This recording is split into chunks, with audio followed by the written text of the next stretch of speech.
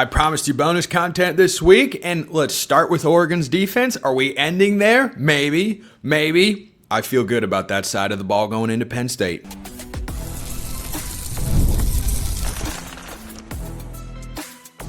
You are Locked On Ducks, your daily podcast on the Oregon Ducks.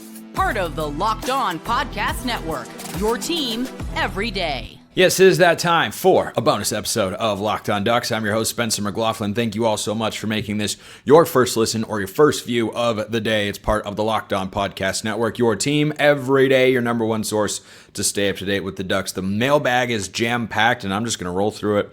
I mean, a lot of mailbag. I don't even know how long this show is going to go.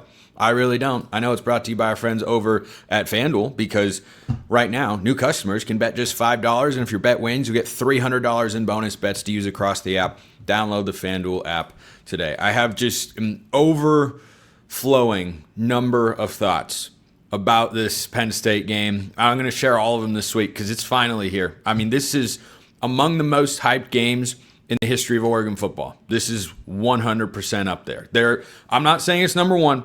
Ohio State last year, very big. National championship games, very big. If you remove postseason, conference championship games and national title games, that sort of stuff, the Rose Bowl that Oregon won with Chip Kelly that broke a big drought, I think that this one is conservatively inside the top 10, biggest regular season games ever. Is it inside the top 5? I don't know. I'd have to think on that a little bit more. But Oregon's defense going into this game has to be better than it was in the Big Ten championship game. You don't want to put the onus on the offense to go score 45 points on the road. It was one thing to do it in Indianapolis where you had, I'd say, a 60-40 crowd in favor of Penn State for the Big Ten title game in December, but you don't want to go into a game thinking, well, here we go again. Gotta have 40 plus points because the defense can't help you out a whole heck of a lot. I feel good. I feel good about Oregon's defense. And part of that, is Penn State's offense hasn't clicked just yet. We'll see how that goes on Saturday. But I'm going to empty the mailbag here. I've got a bunch of questions, and I thought, you know what? Why don't I just do a bonus show on it? So let's go. Andrew sends this one in. 2 questions. With the addition of Dylan Thieneman and the growth of Aaron Flowers, has it helped to simplify the defense in a good way? So I think the safety play coming into this year outside of Thieneman was a pretty sizable question. Aaron Flowers seems to be getting more run than Kingston Lopez so far. I think both have done some really good things for Oregon on that side of the ball. I don't know that, the safety position helps simplify it a lot. Dan Lanning actually spoke after the game, when asked about the defense, and he highlighted the fact that they are playing a lot of guys on that side of the ball. And, Thieneman has 135 snaps so far, and Aaron Flowers has 119, and then Woodyard and Lopa have 85 and 82 respectively. And, their PFF grades look pretty good. I think they've done a lot of good stuff. We haven't seen, a safety coverage bust. Any coverage busts that Oregon's defense has had has come from the corners, and there have been 2 so far this year, which, again, new secondary, talk coming into this year, kind of to be expected. So I don't think that, those two, I think those are clearly the top 2 guys. I'm curious to see how the rotations continue to play out as the season goes along. The Oklahoma State game, they were highlighting how Lopa and Thieneman both were lining up at times the way that Caleb Downs was, kind of as a rover in between playing safety and linebacker and just kind of putting him in the middle of the field and saying, make reads and go make plays. I know I've seen Lopa do it. Thieneman's done it. I don't know if they've done that with Aaron Flowers. I do think Aaron Flowers is a good football player. He's looked really solid so far.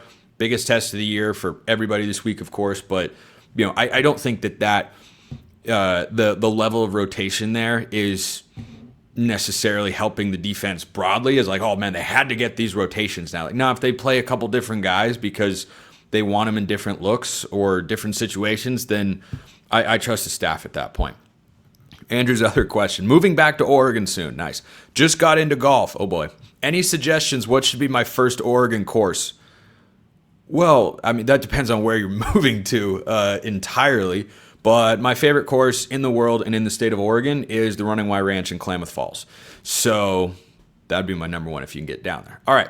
EJ sends this one in. Spencer scale of agreement. Oregon will host College Game Day on Saturday, November 22nd. USC will come to Eugene with one loss.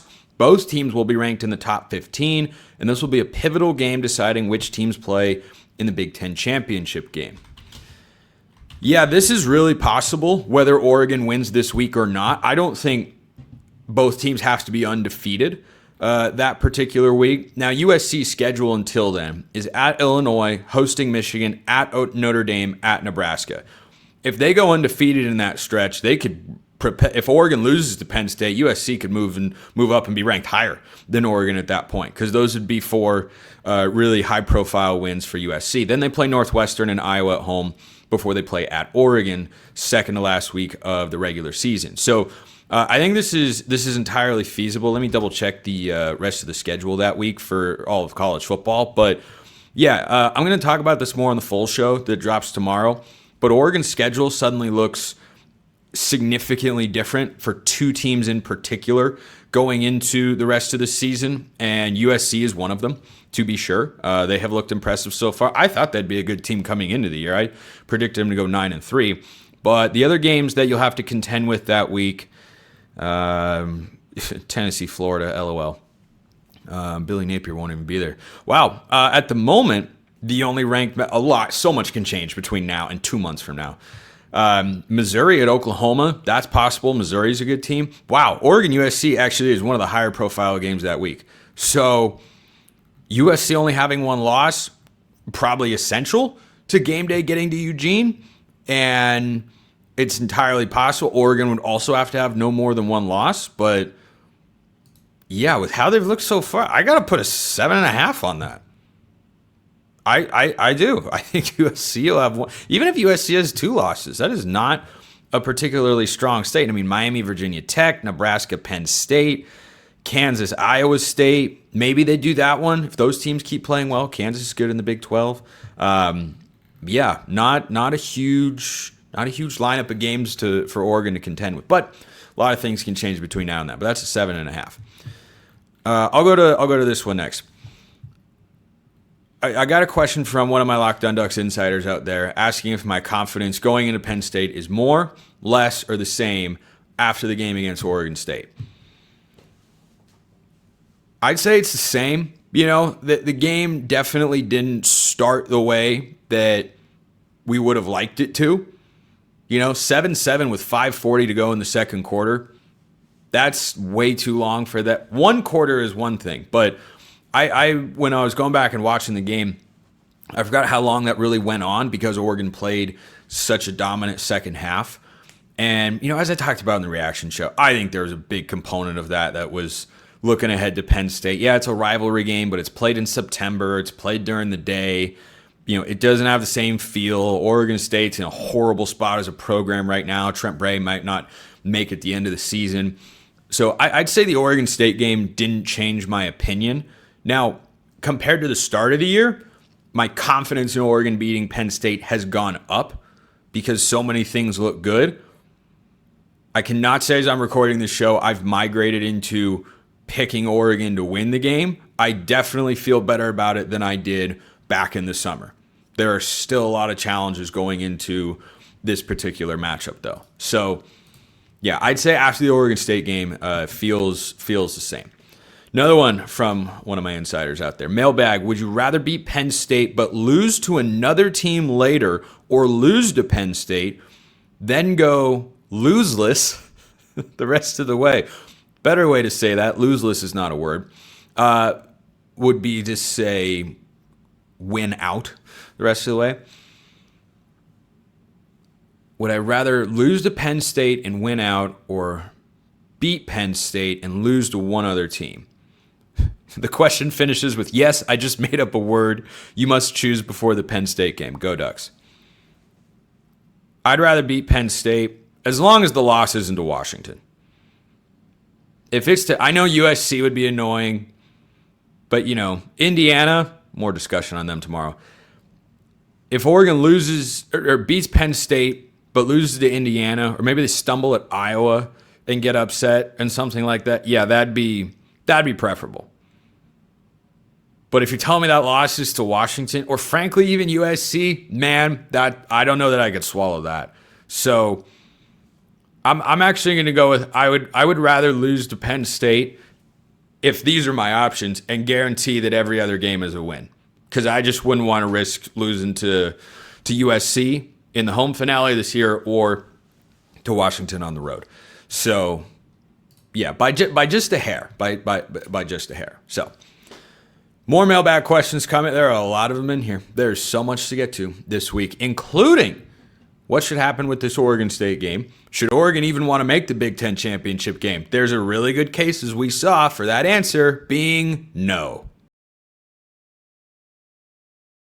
First, this episode brought to you by our friends at FanDuel. The NFL season's here. FanDuel's making sure you're ready for kickoff with a can't-miss offer. Right now, new customers can bet just $5, and if your bet wins, you'll get $300 in bonus bets to use across the app. 300. Oregon is down to a 3.5-point underdog on the road against Penn State this week. It opened at 4.5. FanDuel moved it to 6.5, meaning early reaction was, oh, we like Penn State. Well, after 3 games from the Nittany Lions and 4 from the Ducks, the public, or sharps out there, combination of the two, seem to like Oregon more. If you like one side more than the other, hey, FanDuel.com. It's right there for you. If you're ready to play, download the FanDuel app now by visiting FanDuel.com to get started. That's FanDuel.com to place your first $5 bet. This episode also brought to you by our friends over at Square. Your favorite neighborhood spots run on Square. We've all seen it. We've all probably used it. I know I have. I see it all over the place with local businesses here where I live, and I'm sure you do as well. There's some businesses that truly make the neighborhood feel like home, whether it's a local sports bar packed on game days or the coffee shop that knows your order or the corner deli that's been serving your community for decades. These are the places that bring people together. When neighborhood businesses thrive, the whole neighborhood thrives, and neighborhood businesses thrive with Square, making those financial transactions really easy at checkout. I just click it a couple times on my phone, put a neck, boom, easy money, and it comes up literally on the money part of it. And Square's making it all run really, really smoothly. Square's a proud partner of more than 4 million neighborhood businesses around the world. You can go to square.com/go/lockedoncollege to learn more. But before you do, go support your favorite neighborhood spot. You'll be happy you did. Square. See you in the neighborhood. Does bonus content have second segment sips? Of course it does. That shouldn't be a mailbag question because we all know that that's how it's got to roll. Okay, more from the mailbag.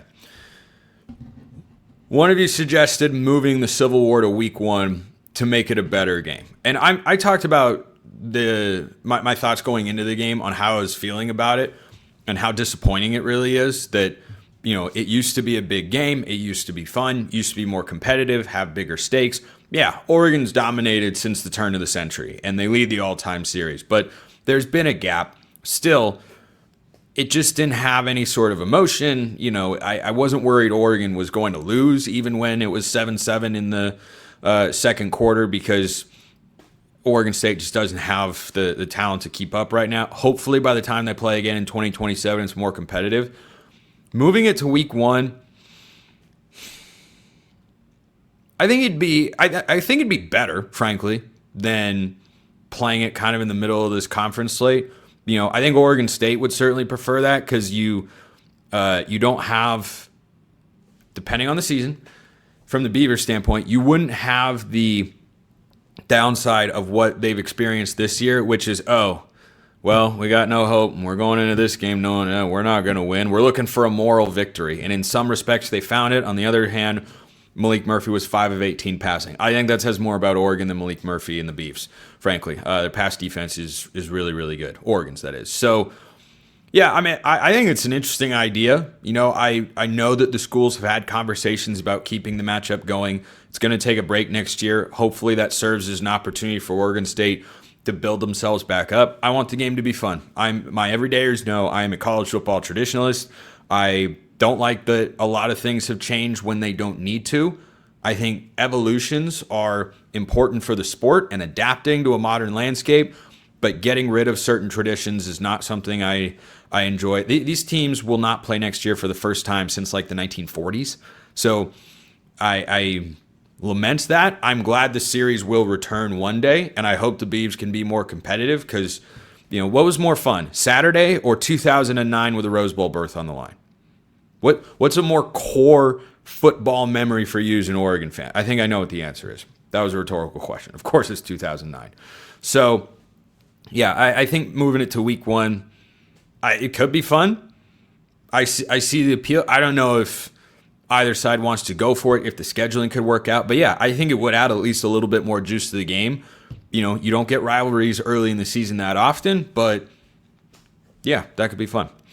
Spencer scale of agreement. If Dan Lanning only coaches at Oregon his entire career, he will pass Kirk Ferentz as the all-time winningest coach in the Big Ten.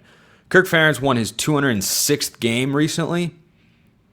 If he only coaches at Oregon his entire career. I mean, Lanning is not old. He's 37? I think Lanning's 39. So, he coached for a really long time. If he wants to. I think he'll stay at Oregon as long as he wants to. And the question will just ultimately be, with regards to that record, how long does he want to coach? Kirk Ferentz has been around an incredibly, incredibly long time. I think he's nearing the end. He's been Iowa's head coach since 1999. 1999. Think about this. If Dan Lanning stays there the same amount of time, 99 to 05, and Ferentz isn't done, but let's say he were to retire at the end of the season for 2025 being his last year. That's 27 seasons of coaching. Dan Lanning started in 2022. Can you imagine him being the head coach at Oregon in the year 2048? That's a game on your phone that was popular for an hour when I was in high school. Not an actual year, but here we are. So if he coaches that long, yeah, he could absolutely, push for that particular mark. That's a long time. At that time as well, Lanning would be well into his 60s at that point. Like, not everybody wants to coach that long, and some people do. I don't think that, by the way, his win total at Iowa goes like this: 1, 3, 7, 11, 10, 10, 7, 6, 6, 9, 11, 8, 7, 4, 8, 7, 12, 8, 8, 9, 10, 6, 10, 8, 10, 8, and they're 3-1 so far this year. So I think Lanning will have an opportunity to win at a higher clip, so he wouldn't have to be there as long. He'd still have to spend probably 2 decades at Oregon. 2 decades. That's a long time. I think it'd be great. I think it'd be really fun. That's a long time. But if he only coaches at Oregon, he'll pass Kirk Ferentz. Yeah, I mean, I don't see Oregon going anywhere. It's hard to see why this is, what Lanning has built so far is unsustainable or fragile or about to crumble. So Kirk Ferentz is the all-time winningest. Let's say Dan Lanning were to log 20 years. He'd have till 2042. Let's see. I'm going to do some quick math in real time. So let's see. Lanning has won 10 games and 12 games and 13 games and 4 games. That's 39. So if he needs 200, let's see. Ferentz, let's say they win 8 games this year, and he gets them to, that would put him at 206 plus 5, 211. So Dan Lanning would need 212. Whoops. 212 minus 39. He needed 173 wins. If he coached for 20 years at Oregon, 20 more years from what he's done right now, yeah, he'd only have to average 8.7 wins a year. So, yeah, if he only coaches at Oregon, I'll give that a 5.5.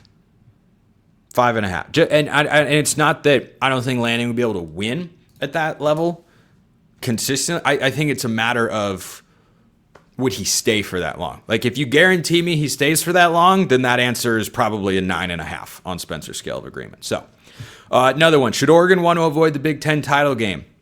Kind of think so. Now, the seeding issue from last year was resolved by the playoff committee because Oregon had to play Ohio State, and based on the committee's own rankings, we knew, Ohio State should not be playing in this spot. They are way underrated. They have a straight seeding system. That's good. Still, you have to deal with a long layoff. And for two reasons, I'm pretty down for Oregon to miss the Big Ten championship game. Number one, you avoid a 3-week layoff, because if you go to the Big Ten, well, let me rephrase.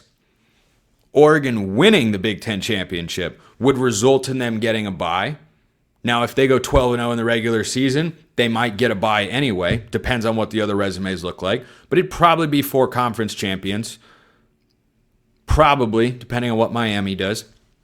But if you avoid the Big Ten championship game, that would probably involve losing this week against Penn State and then winning the rest of your games. Maybe you lose one more and you still get into the playoff. I would love for Oregon, whether this involves going to the Big Ten title game and losing, or losing this Saturday and then winning out, I would love for them to have a home playoff game. I would love that for Oregon fans. I would love that for Autzen Stadium to get another national showcase. Not that it hasn't been before, but it'd be spectacular. I might actually get to go to that game, depending on what day it would be specifically. So that would be fun for me personally, because as of right now, not getting to an Oregon game this year. But yeah, the 3-week layoff last year, look, it's kind of an excuse, kind of a reason. Should Oregon have played better? Yes, absolutely. Was it more about the long layoff, or was it more about the seeds were not properly adjudicated because of the system they have? Like, which one of those was a bigger factor?